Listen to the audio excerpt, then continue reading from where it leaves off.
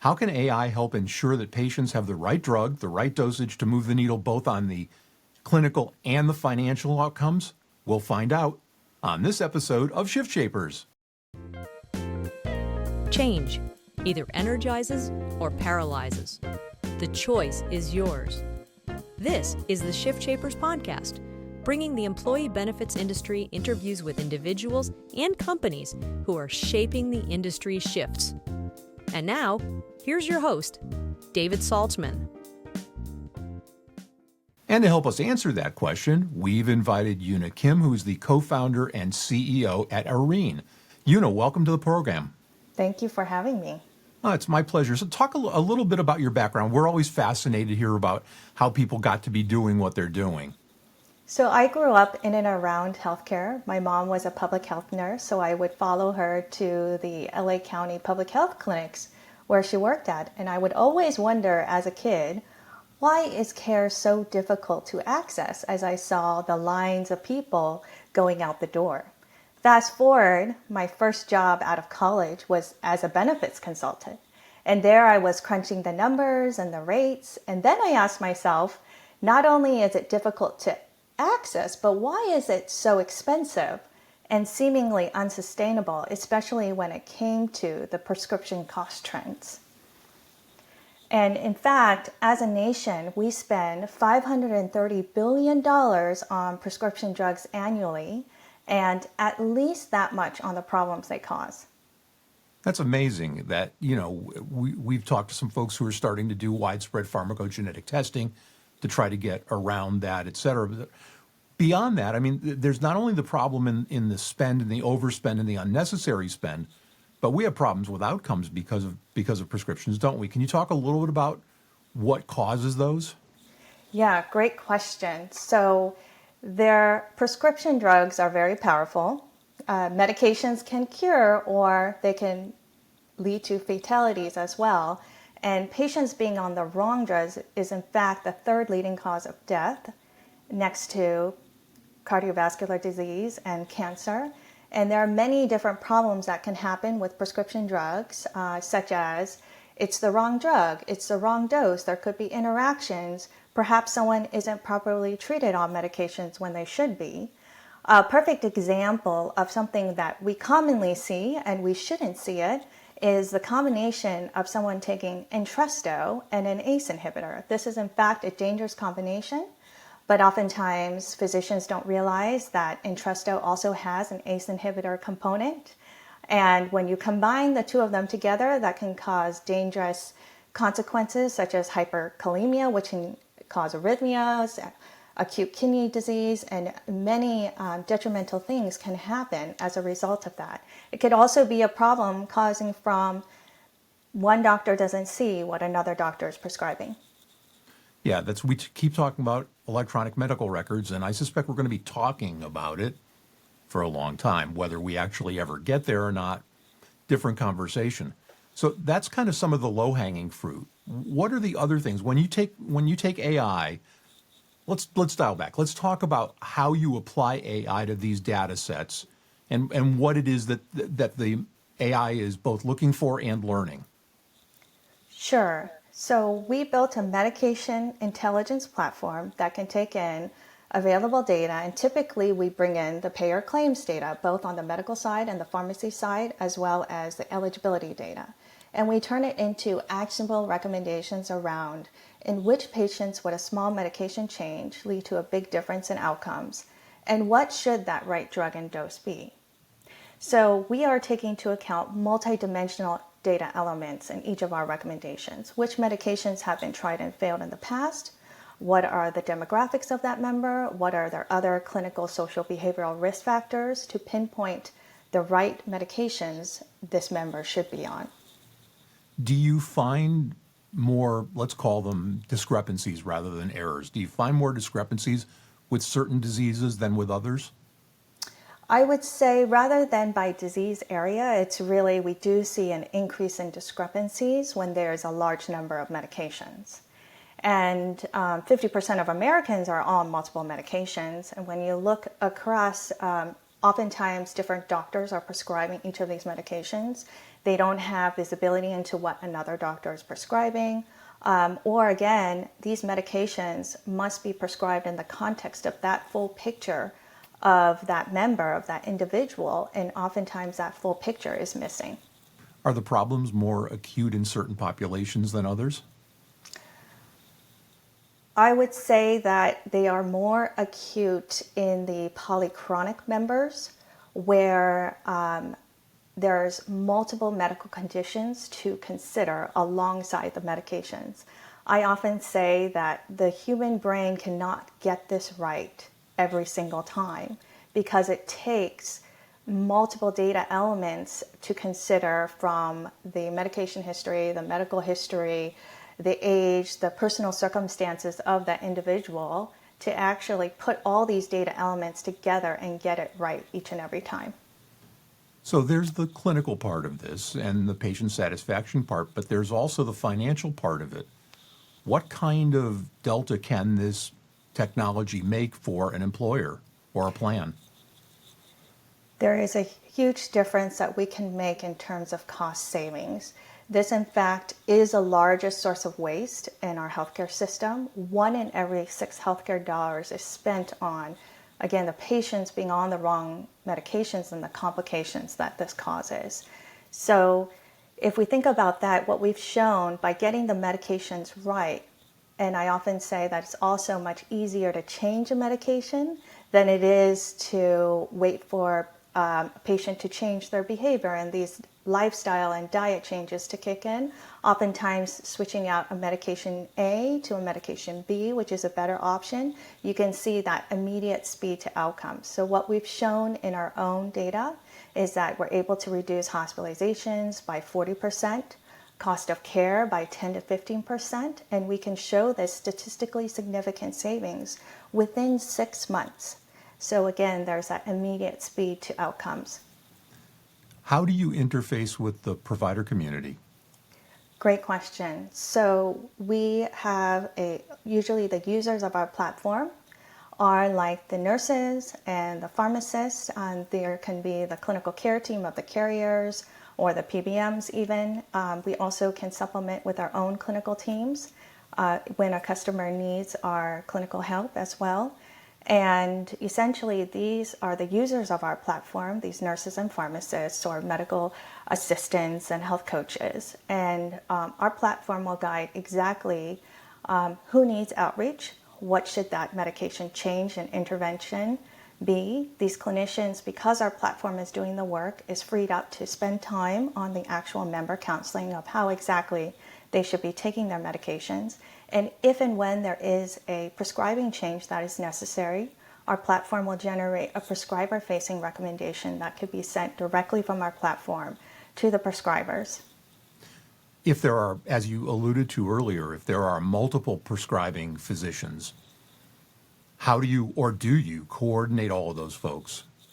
We do. So we can see from that claims data set, which is an extremely powerful data set, who is prescribing which medications, where is that member going for their PCP appointments, for their cardiovascular appointments. And from there, we can assign these recommendations to be sent to these specific prescribers, the correct prescribers, and we do coordinate between the different specialists that member is seeing.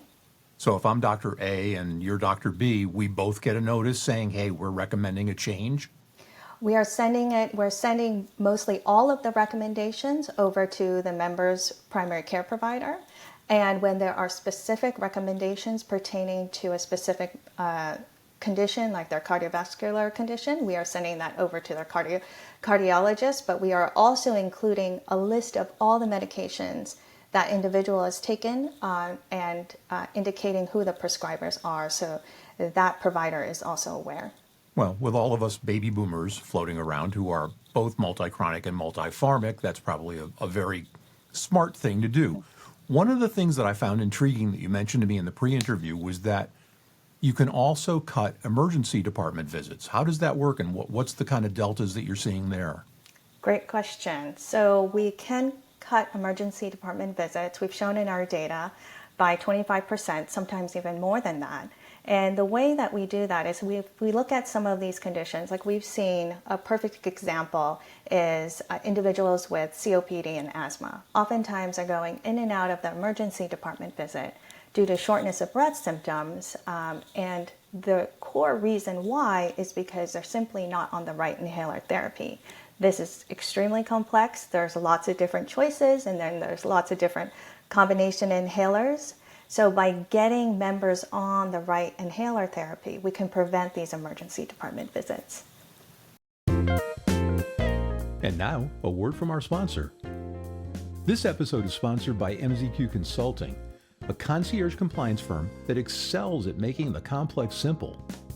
Have you seen the news lately? Johnson & Johnson is being sued because J&J's health plans failed to negotiate lower prices for prescription drugs.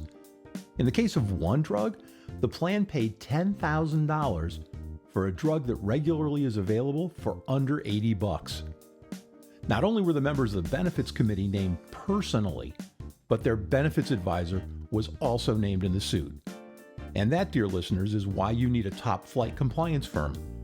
Yes, MZQ handles all the usual compliance stuff from ACA reporting and tracking to wrap documents 5500s, mental health NQTL and QTL analysis, and a whole lot more. But the heat is being turned up on fiduciaries who don't act like it. In this environment, using an ERISA attorney-led compliance consulting firm is your best strategy. Your clients too.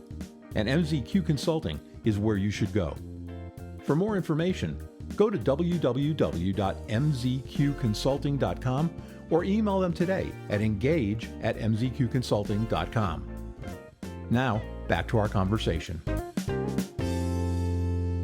For a long time, what we focused on in large measure with pharmaceuticals was compliance. Does this impact compliance, and if so, how? Can you give us like a practical example? Interesting question. Everybody focuses on compliance. In fact, I used to work at a medication adherence company, and that is all that we focused on. I started Arine because I believe that adherence is only part of the equation, and we have to look further back. Is that the right drug to take on a regular basis in the first place? So that is the core that Arine is solving for. And once we identify the right medications, then we do track the prescription claims history to make sure that that individual is taking those important chronic medications on a regular basis and as appropriate. So we do catch adherence gaps, and we do resolve them. But first and foremost, we ensure that they're the right medications to take in the first place. Do you find, even anecdotally, that there's an increase in adherence once folks know that there's an entity that's intervened and helped them get on the right drug? Absolutely.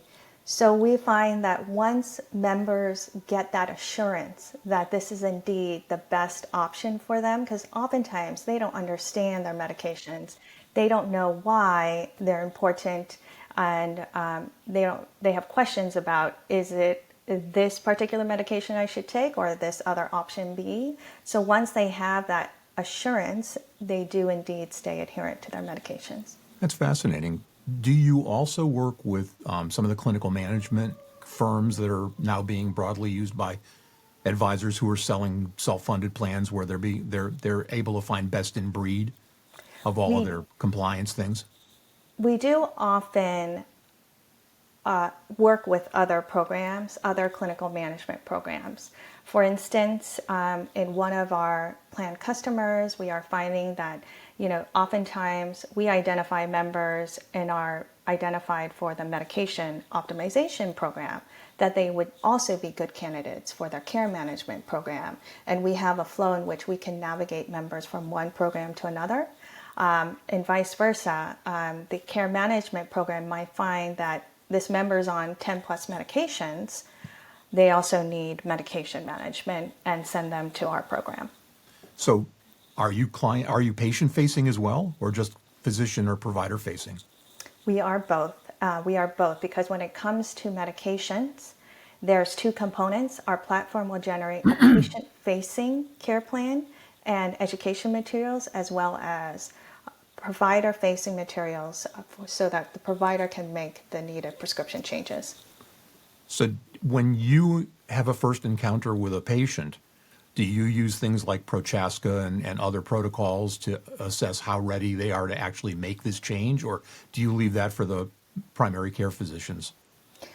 Our platform identifies that this is a member that needs outreach, we are actually identifying specific medication related issues that we see in the data. So we are recommending these changes and counseling the members, but again, these are medication changes that should be made. So we're also notifying the prescribers that indeed, making this change could be keep the patients healthier, can be life-saving at times. And if it is something that requires the member to do something, such as maybe the intervention is keeping members adherent to their medications, we do provide and we address barriers to care to address, and we have smart questions within our platform to ask for important patient-reported outcomes, such as what are those reasons for non-adherence. So we prompt the clinician to ask important questions to the member, get those member inputs, important behavioral inputs, and then we generate very personalized recommendations addressing their concerns. So if I'm a benefits advisor, as the vast majority of our audience is, and I want to have this conversation with a plan or an employer, how does that conversation go? Do you start with the clinical outcomes? Do you start with the financial outcomes? Or what's that conversation like? So if a client is interested in Arine, we can actually take in the claims data and show them what we see within that data. Where are the medication-related problems in their population? What does that mean in terms of the clinical and financial outcomes we see? And what is the potential ROI if they were to implement a program like Arine's? So if an advisor suggests Arine to an employer or to a plan, they would work directly with you to help gain access to the claims data for a particular period of time, and you would do an assessment, and then you and the broker or the broker would bring that back to the client? That's right. That's right. That's interesting. And then we would work with the client on implementing a program that works within their member population based on the specific data that we see and the opportunities we see in their population. So is your business model a per employee per month type program?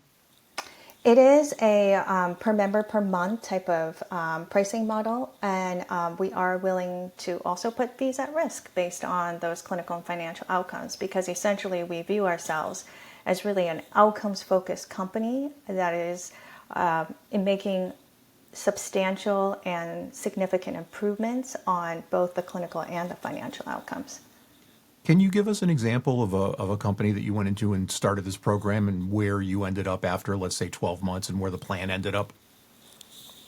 We can give an example. We have several actually examples of this. So a lot of our clients today are indeed the health plans, and we are working across all different lines of business, from commercial to Medicaid and Medicare. And again, the way that we start with a client is oftentimes this opportunity assessment is what we call it, where we pull in the data, we show the opportunities, we can project out the ROI, and then we design a program around the opportunities that we see. We call this our high risk, high cost, or Illuminate solution. And essentially then we work within the workflows that are existing within that client. We can leverage their existing clinical programs and existing clinical staff, or we can also supplement with our clinicians. And we get an ongoing claims data feed so that we can work on their member population dynamically. As we see increasing risk, we can outreach if and when needed, and have these interventions throughout the year to sustain the clinical and economic impact.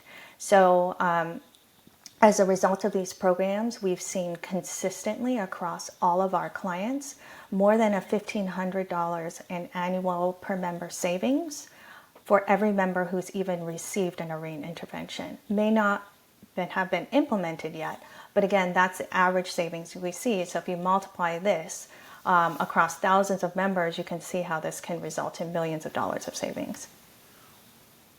Where do you see yourself and Arine in, let's say, 3 years and then maybe 5 years? That's a great question.